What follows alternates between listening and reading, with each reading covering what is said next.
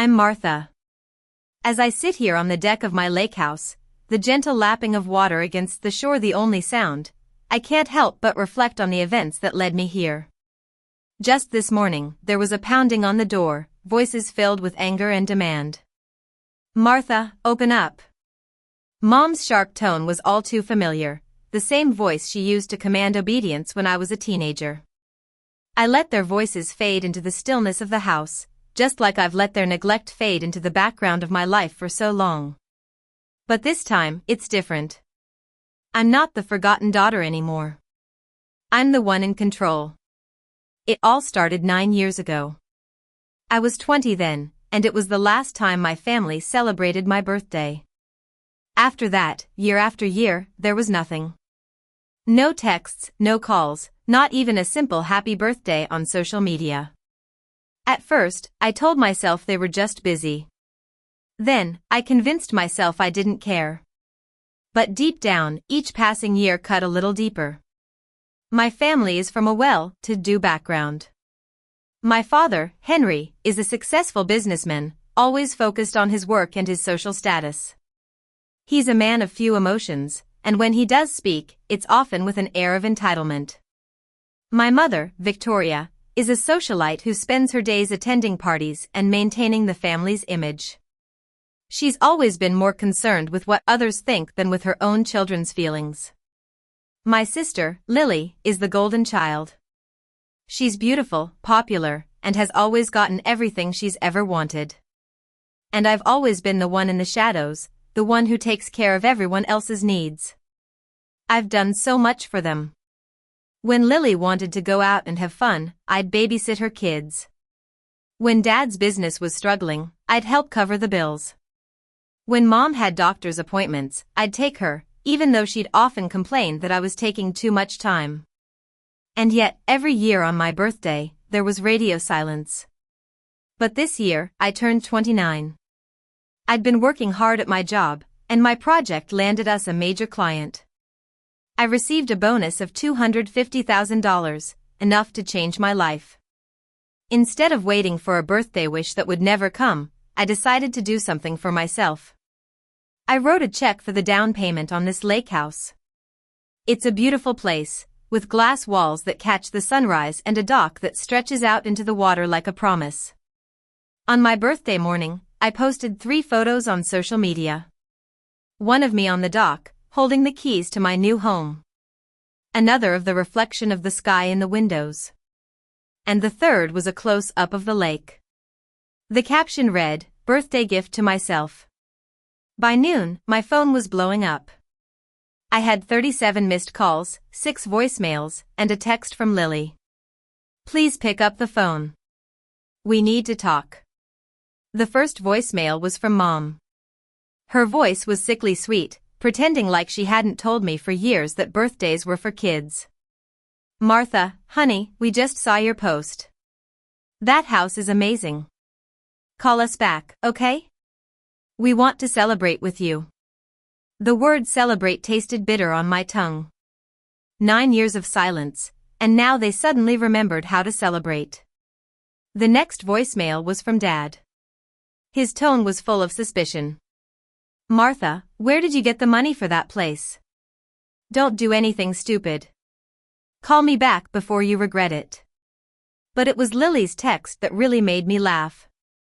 The desperation behind it was palpable. Please pick up the phone. We need to talk.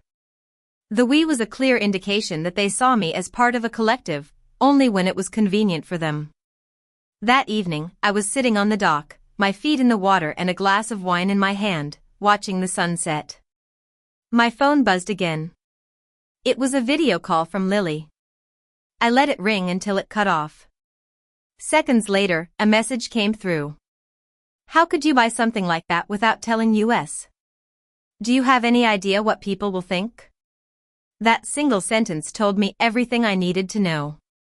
She didn't care about me or the years of forgotten birthdays. She cared about appearances, about what the neighbors might say. I typed back, it wasn't for you to know, or for you to share. I locked my phone and leaned back, letting the silence fill the empty spaces in my heart. But I knew it wasn't over. Sure enough, the next morning, I woke up to the sound of pounding on the gate. At first, I thought it was the delivery man. But when I peeked through the blinds, my stomach tightened. There they were, Mom, Dad, Lily, and her husband, Tom. Their faces were flushed, and their arms were crossed, as if they were the ones who had been wronged. Mom shouted up the driveway, "Martha, open the door. This is ridiculous.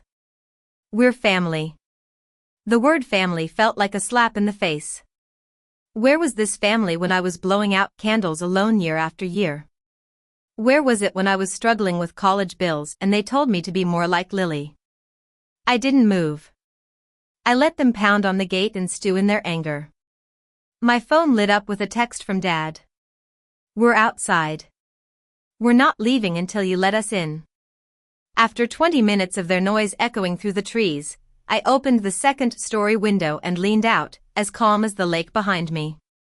"You forgot me for 9 years, I said, my voice steady. "I guess I forgot to invite you in." The silence that followed was almost deafening. Lily's husband shifted uncomfortably, muttering something about the neighbors. Lily hissed at him to shut up. Mom looked like she was about to faint, and Dad's jaw was clenched so tightly I could hear his teeth grinding. "Stop being dramatic," Mom finally barked. "That house is too big for you alone. We can help you manage it. It's what's best for all of us." There it was, the real reason. Not love, not guilt, but control. I smiled. "Then, you'd better start managing your disappointment, because this place doesn't recognize your name." I closed the window and went back inside. That night, I sat on the deck, watching the moon shine on the water. My phone kept buzzing with messages from the group chat that had been silent for years. Lily was pleading, Mom was asking for forgiveness, and Dad was threatening. But their words didn't affect me like they used to. They were just empty words, like coins tossed into a fountain in a desperate attempt to buy back the years they had wasted.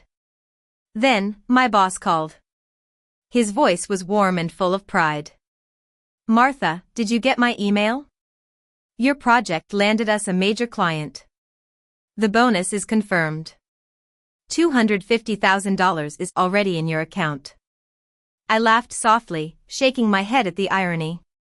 Here I was, finally being recognized for my hard work by the people who mattered, while my so-called family was outside my gate, trying to get back into my life. The next morning, when I woke up to the sound of pounding on the gate again, I saw Lily through the monitor, clutching balloons and a half-melted cake. Mascara was streaked down her face, and Mom was shouting into the camera, her voice cracking. "Martha, please. You're humiliating us. The neighbors can see." The word neighbors made me smile. For 9 years, I'd been invisible to them. But now, they were worried about what the neighbors would think. I brewed my coffee slowly, listening to their pleas. Then, I opened the intercom. "Do you remember my 21st birthday?" I asked, my voice calm. I waited at home, the cake melting on the counter. Nobody came. "You said you lost track of time." That was the year I stopped believing you'd ever remember me. There was silence outside.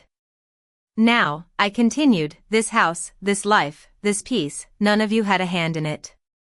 You don't get to share it. Not now, not ever."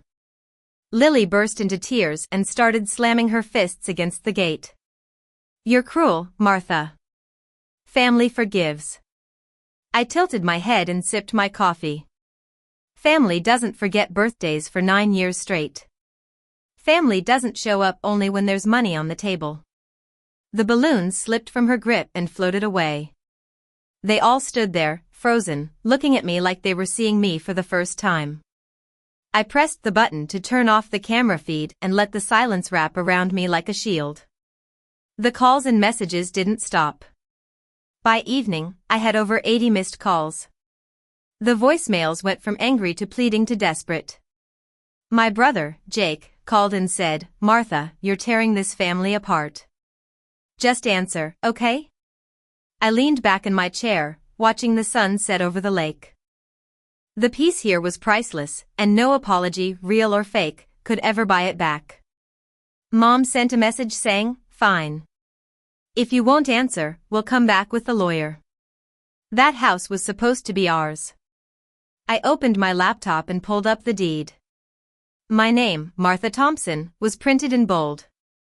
The purchase was final. This house was mine, and no one could take it away. That night, I typed a post and hit publish. Family doesn't forget for nearly a decade. Family doesn't remember only when there's something to take. Today, I choose myself and I'll keep choosing myself. Within hours, my phone was buzzing with messages from old friends, colleagues, and even strangers. They were all saying things like proud of you, brave, and inspiring. For the first time in years, I felt seen, truly seen. When Lily texted again, saying, "Please, Martha, let's talk. We'll make it right," I stared at the screen for a long time. Then, I powered off my phone. The silence was freedom. As I sit here now, the fire crackling in the fireplace and a glass of wine in my hand, I know that I've made the right choice. I'm finally free from the chains of a family that never truly cared about me. And I'm ready to embrace a new life, on my own terms.